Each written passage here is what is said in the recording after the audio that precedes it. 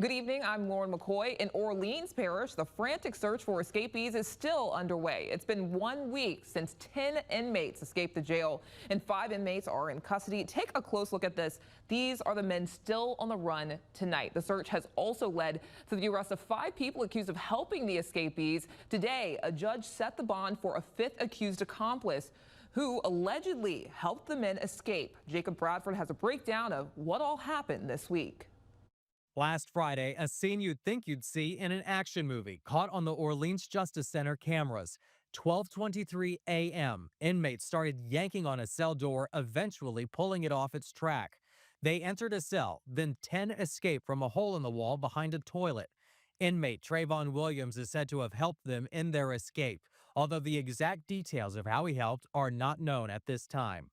At 1:01 a.m., the escapees are seen running through a loading dock door, scaling a wall before they were spotted running across the interstate as cars hit the brakes to avoid crashing into them.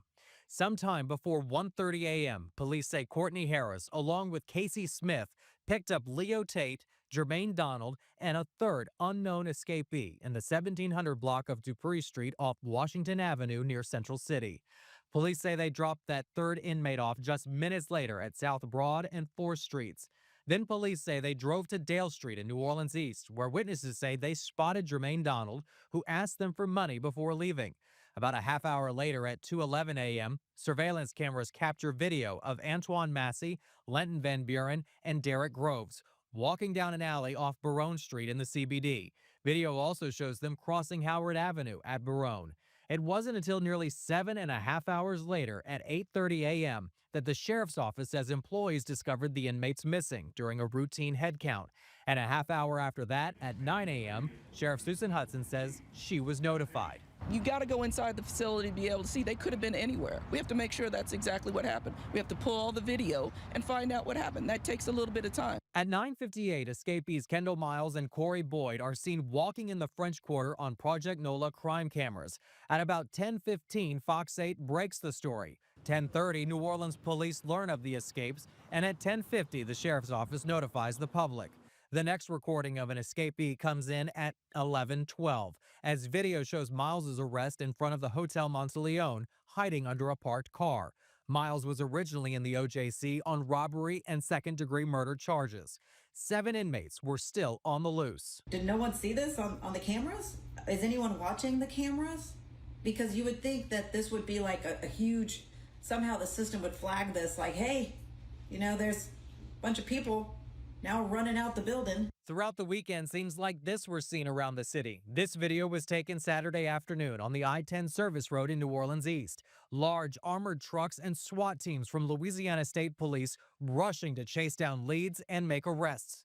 On Sunday, the reward for tips leading to an arrest increases to $20,000 per inmate. In addition to the FBI increasing their award from $5,000 to $10,000, I would ask that you go ahead and increase the Crime Stoppers Award to $5,000. That's a $3,000 increase. Both Senator Henry and I are going to cover that amount. Around 7 the following evening, state police recaptured 21-year-old Gary Price in the East. Price was originally in jail on first-degree murder and domestic abuse charges. Tuesday, jail maintenance worker Sterling Williams is arrested, charged with helping the inmates by turning off the water to the toilet they escaped behind. His bond is set at $1.1 million.